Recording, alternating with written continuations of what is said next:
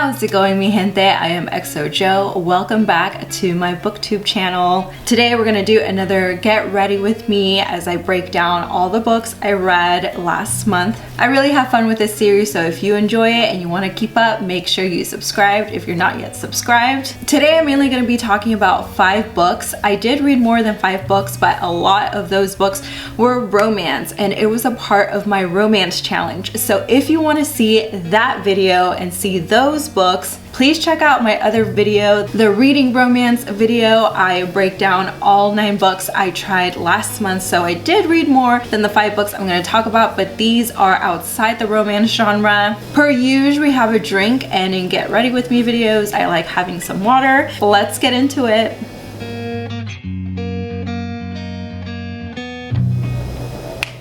Little heart clips for that February love month. Set. Let me just hydrate one more time before I get into this. So the very first book I want to get into today is called The Whispering Dark. It is a dark academia book. The story focuses on Delaney, or Lane/Laney. She has been sheltered her entire life, and she's pretty much sick of it. The reason she's been sheltered is because she is deaf, and so her parents really treat her like quote-unquote glass. For the first time, she ventures off on her own. She's accepted into this college that focuses on divination. They believe they can open and go to this other world, and this is literally a college where they study that. A lot of students are skeptical who are not a part of this program. It's not Marvel multi-universe up in here, it's the real world. Still, Delaney's accepted to this program and quickly realizes that her professors are not accommodating. There are laws in place that require professors to accommodate a certain disability and make classrooms accessible to all, but instead they kind of treat her like she's just dumb and can't keep up with the class. The other character we focus on is Colton. He is literally like star pupil. He is it. He's a hot show. He's very arrogant. And the secret is that he knows Lane. They actually met in their childhood when he drowned, and he was found by Laney when they were really small around this ice pond, and she said his name and told him to come back, and he did. Ever since then, I guess he developed this link with her, and he was told that she would show up to this university and that he was not allowed to be close to her, around her. And of course, there's this automatic gravitational pull. Now, I thought this would be interesting because there are a few students that are found missing or dead from this campus.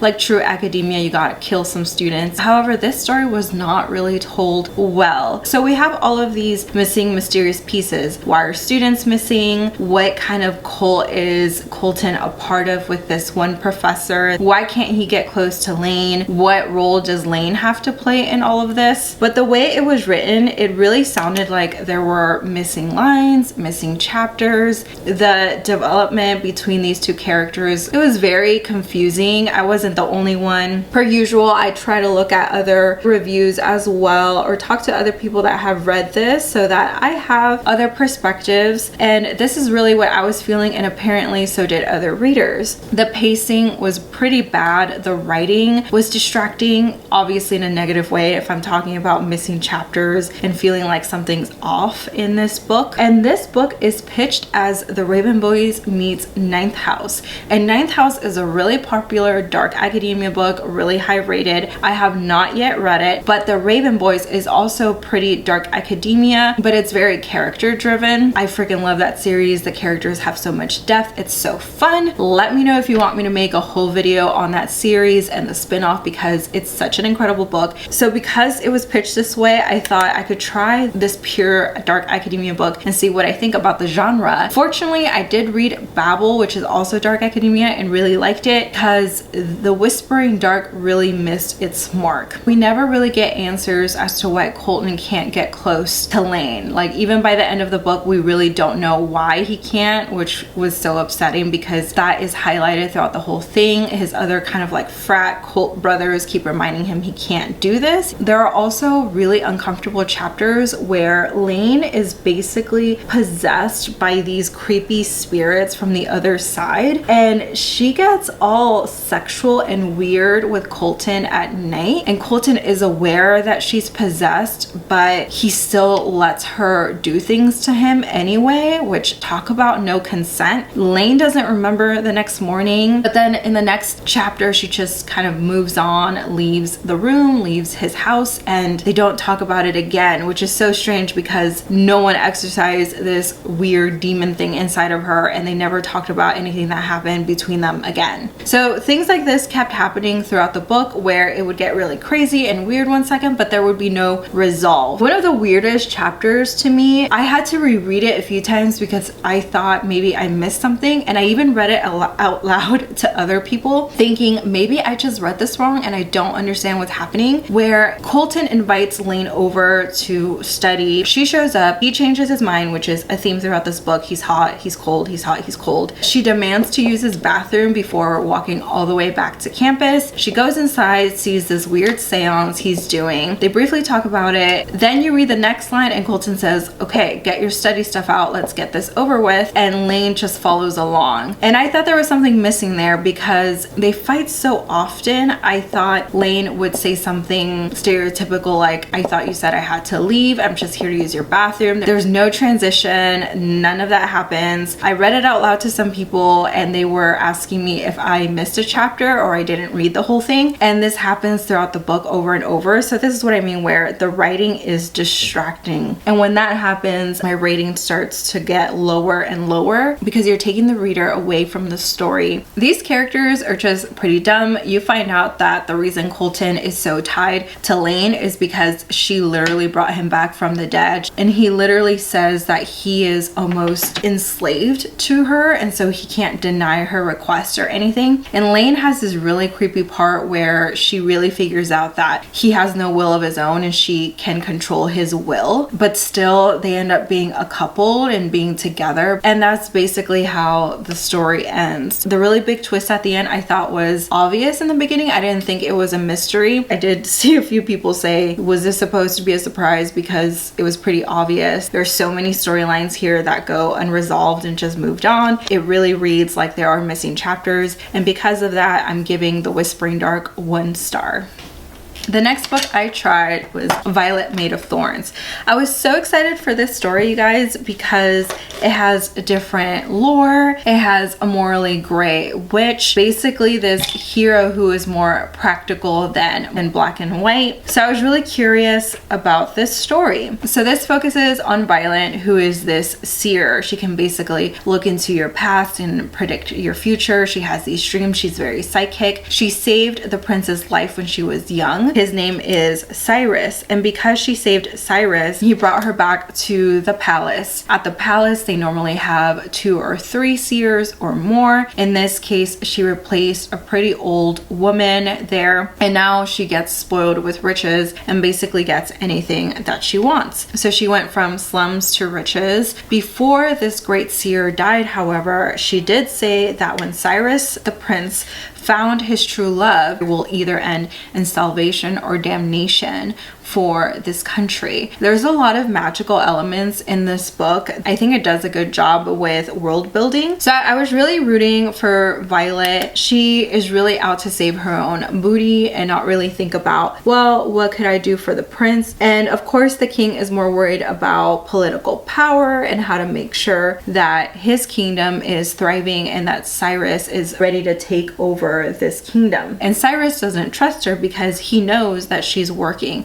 for the king and out for herself, not really to serve Cyrus as the crown prince. So they really don't like each other. They really hate each other. She's trying to figure out a way to win Cyrus over because the king wants her to lie about his true love and prophesy that she saw his true love wearing a certain gown, coming at a certain time during a certain ball for the prince. However, the prince isn't going to listen to her or believe her. It was kind of refreshing having a character that really focuses on her survival and herself. There's supposed to be this budding romance between Cyrus and her as enemies to lovers, but they're really just very abusive and insincere with each other. So it wasn't anything passionate or interesting. I didn't squeal when they finally kissed or anything like that. I was really confused like Violet. I wasn't sure if Cyrus was really into her or just trying to use her or just trying to bed her. Their banter was really weak. Her pet name to him is Princey, and that's supposed to be like her sassy and snarkiness. I saw her be more snarky and sassy with other people. She does have all these interesting dreams, all these fates that try to tell her to betray Cyrus, because if he doesn't die by the end of the summer, that she will die by the end of the summer. So now she has to choose between saving her own life or saving the prince's life, and basically this is our storyline. The development between the two characters wasn't very good in my opinion. There was no actual chemistry. I thought Violet would be more proactive, and I thought we would see more layers of Cyrus that would make the reader actually cheer them on, but there was none of that. Violet pretty much stayed in the dimension that she was written at in the beginning of the book, and so did Cyrus. If anything, he was worse. He didn't make any effort to make Violet a more permanent part of his life, and it really wasn't until the end of the book where she was tested to finally end Cyrus's life and take that power as her own that he even hinted that he actually cared about her. Again, I was like, why are we rooting for them, where it just feels like he's mainly the one being deceitful and using her and she's just bland. For a morally gray character, I thought this would be more interesting, more fast-paced, have a better resolve. I was just really bummed out by this story as I was reading it. It just became less and less interesting. Toward the end, it really felt like more and more things kept happening, like these monsters coming out, people turning into monsters, these vines taking over, but it all felt really disjointed, where all of these things just kept getting thrown at the reader. Random characters kept dying, more characters kept getting introduced, yet things were resolved within a couple of pages, but at the end nothing was resolved at all. The motivation for cursing Cyrus and cursing this kingdom felt pretty flat. It was just someone who just wanted power for all of that mystery. That was a pretty big letdown. I don't actually care to find out what happens next, because there will be a sequel, and when I have that happen, I realized that I actually wouldn't recommend this either. I'm not like super excited about it. Because of that, I'm gonna give it 2.5 stars. I really don't plan on reading the sequel. All of it just felt pretty dull. It wasn't very exciting, and I was still not sold on the romance element of this book. I'm not rooting for them, okay? The next one I read, I actually really enjoyed. It's called Defy the Night. There's so much I liked about this book, you guys. The world building, the love story, the characters. I really liked this story. It focuses on a kingdom that is plagued with an illness. The only way to really combat this illness is with these blooms that you can grind into a medicine. However, these blooms are very expensive, and it doesn't help that the royal sectors consume this medicine way more than they need. They drink it like 3 times a day to make sure they don't catch anything, while the poor sectors are left to fend for themselves. Oftentimes they don't have enough money to buy medicine because it's very expensive, or the blooms they do get are not enough for an entire family. So it's very greedy. Like, why does the royal sector need to take this 3 times a day when they don't even have symptoms, and you have people dying in the slums? So in come these 2 characters named Tess and Wes. Tess and Wes are like Robin Hoods. They go off, they steal some of these blooms. So Wes steals these blooms with her, and she grinds them and makes medicine, and then they go back out at night and they give this medicine to multiple people that are struggling. And so to the people, they love Tess and Wes because they are their true Robin Hoods. They really bring this medicine, they save their lives, and more than that, they've really helped people in other ways, like fixing a broken leg or fixing a stable or giving them food. So we have Harrington the king and the king's justice, his brother Corrick. Corrick is very infamous. He's notorious for killing people and being very brutal. You find out later the reason they are so brutal is because the people loved their parents, the king and queen, so much, and then some people in their own council tried to assassinate them, succeeded, and ever since then Harrington and Corrick realized that love doesn't guarantee loyalty or safety, and so they have to rule with a really tough hand. When he ascended to the throne, that's when this whole illness spread. So to make matters worse, they have low supply of medicine, a lot of people dying. They're trying to rule this country at a very young age. The councils that they trusted so much just assassinated their parents. It's a very tricky situation to be in. There was this awful scene where we think Wes was killed when he went and tried to steal some more flowers, because there are all these smugglers that are stealing supply but selling them at a really high rate. This is not what Wes and Tess do. They steal it and give it out for free. Wes is caught. She thinks he's dead. She's distraught. She ends up sneaking into the palace and for a moment considers just killing the king. She is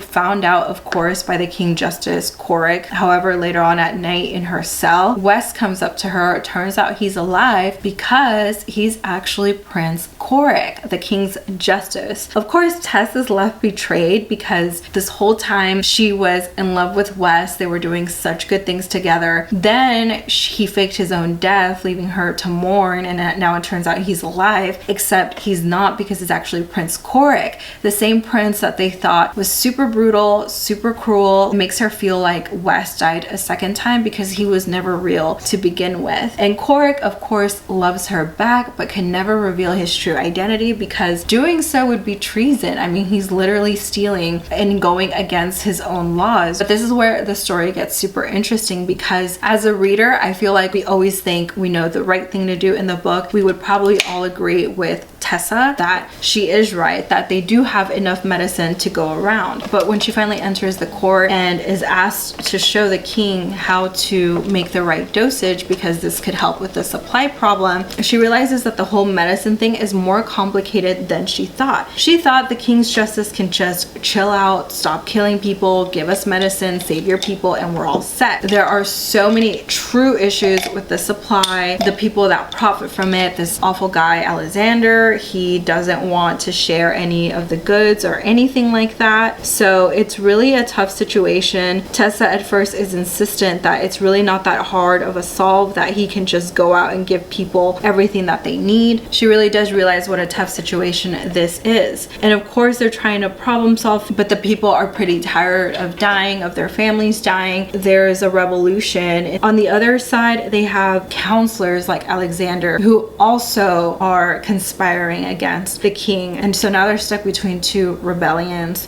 The council and the people all want to overthrow the government, obviously for different reasons. Tessa is torn between what she thinks is the right thing to do, realizes that Corrick really is in a very tough position. I think that's why I really enjoyed it. There's no clear black and white solution. It is very gray. You see Tessa also get a lot of hate for sympathizing, right? She's sympathizing with the enemy, with the king and with the King's Justice, who are cruel brothers. There's also a love interest conflict because she loved Wes so much, but Wes isn't real, can't be real, because now Corrick is just Corrick, the King's Justice, this prince. People miss Wes and Tessa because they're no longer doing their runs, and because there's so much unresolved left in this country, people are still dying. We have book 2. Because it's so gray and it makes you really consider both sides, I'm gonna give this 4 stars. I enjoyed it so much that I immediately jumped into the second book called Defend the Dawn. So if you don't want to hear about Defend the Dawn because you want to read Defy the Night and you don't want any spoilers, I recommend skipping this one and going straight to the next book I talk about. Defend the Dawn, I think, is even better than Defy the Night. Defend the Dawn has pirates, mystery, low-key love triangle, more self-discovery, deceit. There's this pirate spy person that shows up in this kingdom as they're trying to figure out how to get more medicine. He swears that he has so much bloom supply, and he invites the King's Justice to come with him so that they could supply steel to this very difficult country to get to. I mean, if they could trade a long time ago, they would have traded, but it takes forever to go through these awful waters. It's just a very difficult journey, but this spy slash pirate knows how. The point is they end up going, Tessa, Corrick, and a couple of guards. They're very outnumbered. This captain is very sus. He's very charming. He's very smart. He has a very loyal crew. It seemed like he had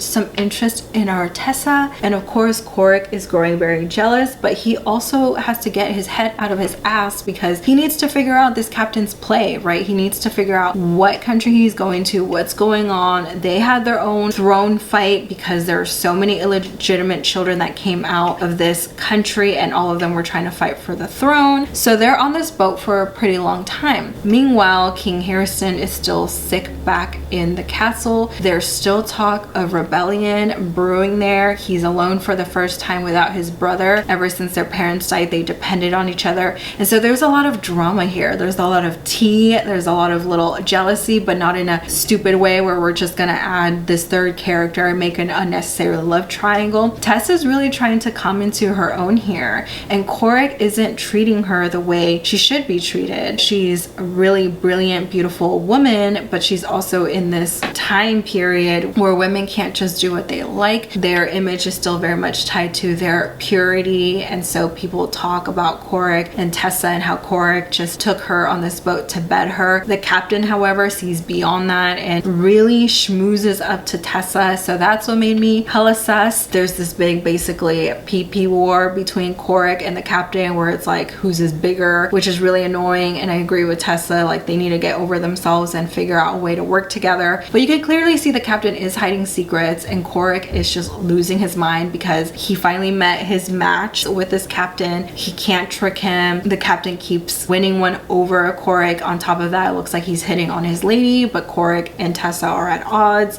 The captain kind of makes Tessa look at Corrick in a different way. They're stuck on this ship forever as well, so they're in close quarters. I think I had a lot of fun here. I was so curious about this captain and the story. I had some suspicions already that I guessed right, but there are other things I did not see coming in this book. I don't want to spoil everything for you. So there's just all this drama that happens in this book, and that's why I liked it so much. So I ended up giving this book 4 stars as well. I had so much fun, and I thought it was 2 books, but it turns out it's 3 books, and the third one will come out, I believe, this year. So I'm very excited for that. Definitely read it. The last book I want to talk about is actually a book I read a while back because I was given the ARC, but I'm so excited to talk about it now because it was finally released. So yay, it's published, it's here, and I also got to meet the author yesterday and get her to sign my book, and that's Immortality. It's a highly anticipated sequel to Anatomy. I do talk about Anatomy in a different video. I will link it. If you love historical fiction, you would absolutely love this book. So to give a brief description of Anatomy, it focuses on Hazel Sinnott in the 1800s in Edinburgh. She wants to be a surgeon, but she's a woman, so she's not allowed to be a surgeon. She disguises herself as a guy, infiltrates the physician's university. She does really well, but she's quickly found out. The head surgeon of this program decides to make a bet with her. If she can pass the exam without taking his classes, he will allow any woman to join his program. However, if she fails, not only is she not allowed to be a surgeon, but he will never allow any other woman to join his class in the future. So a lot is writing on this. I would argue that Immortality was even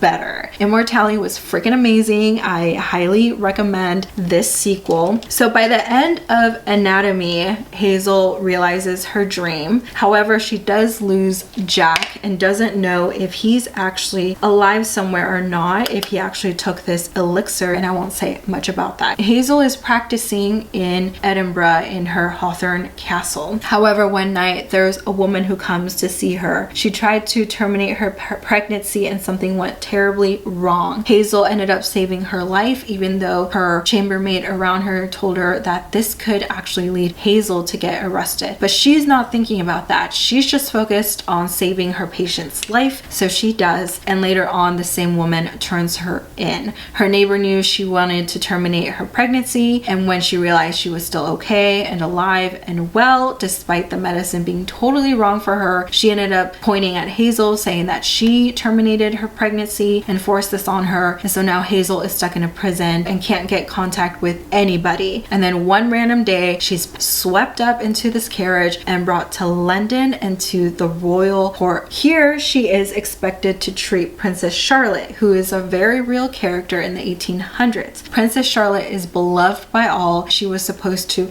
ascend to the throne as the country's liberal hope, because at the time, the king, King George, I believe the fourth, was very conservative. The country was tired of him, did not like him. He was slowly losing his mind, and Princess Charlotte was next in line. But she fell completely ill. No physician has been allowed to touch her, examine her. She won't work with any of them. Their hope is that since Hazel is a woman and similar in age, Princess Charlotte will let her in and let her examine her. So now Hazel Hazel has this new, no pressure expectation to heal Princess Charlotte, literally beloved by all. During this time, she meets the wonderful, handsome surgeon Simon. So now we have a new love interest, but she's still mourning Jack. Simon is just as brilliant as her, so driven, so ambitious, comes from a good family. He's so sincere, he's very handsome, and he doesn't think she's crazy at all for practicing surgery. So many people think she's something curious to look at, something fun because she's a woman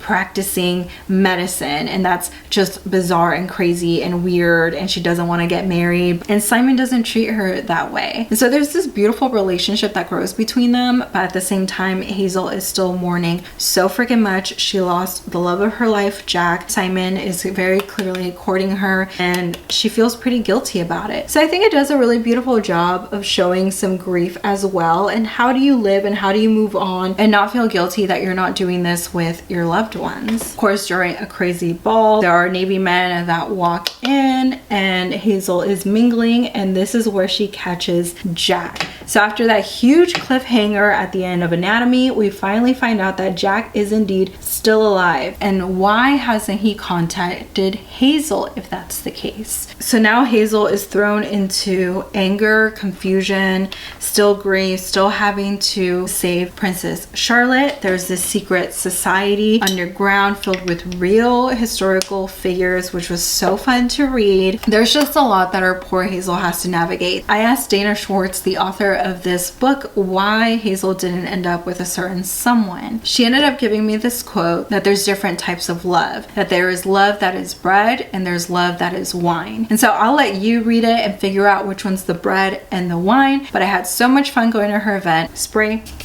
I actually loved this book so much more than the first book, and I ended up giving it 5 stars. I think it's absolutely incredible. I love the way Hazel navigates this world. I had so much fun reading these historical figures. She really made Hazel feel like a real person, a real character, not just this random fictional character thrown into a room filled with real figures. So let's just finish up here.